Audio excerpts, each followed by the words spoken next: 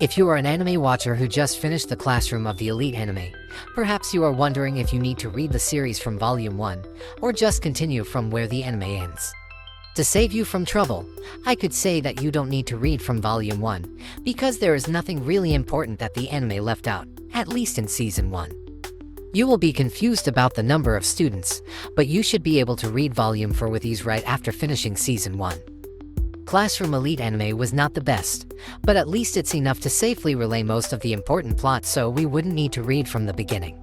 However, there is a certain charm that you could only find through reading. It may or may not be worth a few hours of your time to read from the beginning, but let's just take a look at it one by one. Unlike the anime, the Classroom of the Elite light novel started with Horikita trying to wake Ayanokoji up.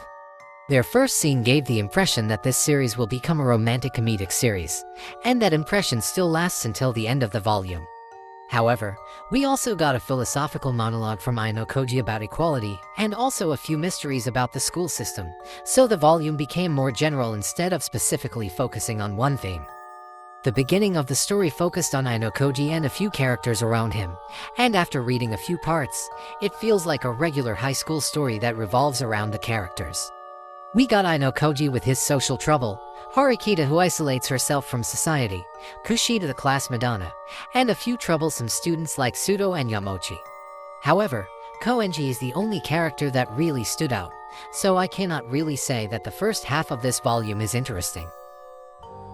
Honestly, the first half of the first volume is just a regular high school story that doesn't feel special at all. Comedy is not the best, romance is still far from sight, and the philosophy is gone. The only thing that left me hooked up is just the question about what Ayanokoji is actually hiding, and which girl actually has the biggest breast in Class D. Compared to the anime, the first episode ended with a cliffhanger about the reveal of the school system, but in the light novel, it took half of the volume before we reached that part, and that is a lot of pages that could turn the readers into another light novel. It's understandable that they couldn't go straight into the reveal because it took a month before the private point was distributed, but it could have been done better. The actual plot of Classroom Elite only started in the second half of the volume, where we suddenly got an interesting plot about competition between classes and the meritocracy that gives Class D students a heavy disadvantage. However, before we get to explore that area, we are served with a very important plot that is boring but really needs to exist, which is to teach Sudo how to study. The reveal of the school system is quite a big plot twist, but sadly what happened after that cannot keep up with the hype.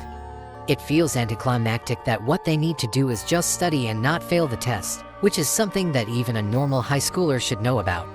It's understandable that they cannot immediately throw a special exam right in the first volume, but it still feels like going to sleep right after drinking your coffee. After that, there is not much that could be said about the later half of the volume, but at least we finally got some action from Ayanokoji. The way he buys the paper test from upperclassmen and buys one extra point for Sudo is not exactly outstanding, but at least it's enough as a warm-up for more mind battles in the future. One thing that I found most interesting is the reveal of Kushida's true personality. At first I think all the characters in this series are just a copy of Origairu, but the reveal of Kushida's true face is the turning point that slowly diverts the characters' personalities and development.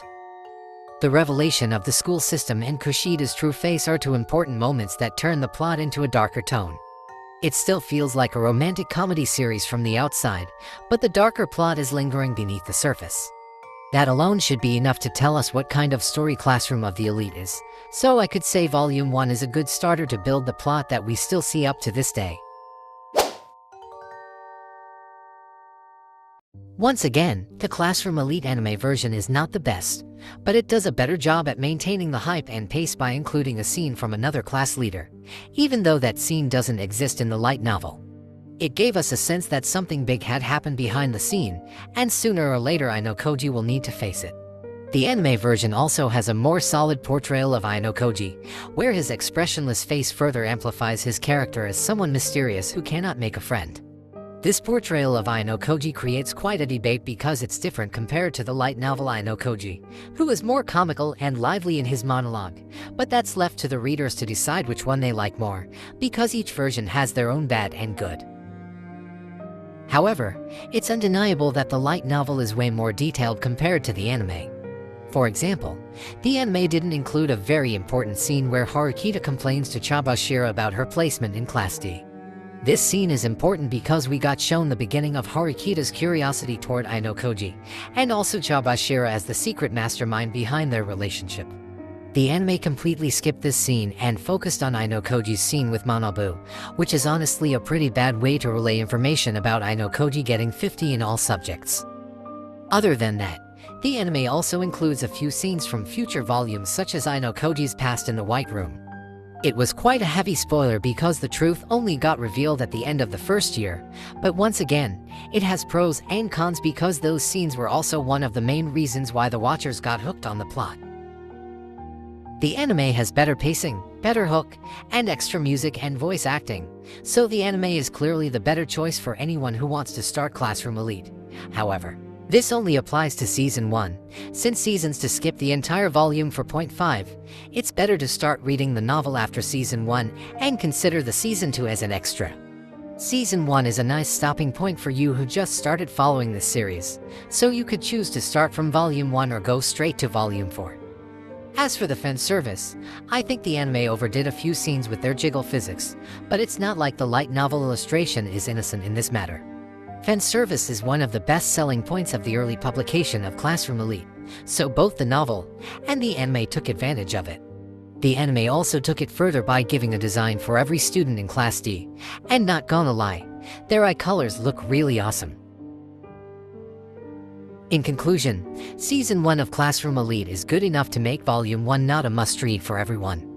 Honestly, the anime is better to gain a broader audience and get you hooked on the story, and after you get hooked and want more detail, that's where the light novel becomes a must-read. The anime version only has 25 students in each class, while the light novel has 40, but that is pretty much all you need to know. The different portrayal of Ayanokoji also wouldn't matter a lot, because in the future volume, Ayanokoji started to become more similar to his anime version.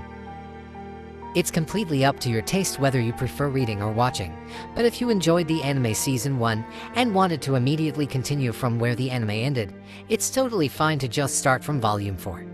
A light novel is for you who want to invest in lore or mystery, but if Classroom of the Elite is just an enjoyment for you in the middle of the night, anime is more than enough.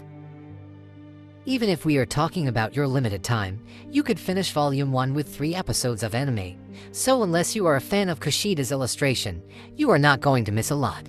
One thing for sure is, both the anime and the light novel is worth reading for.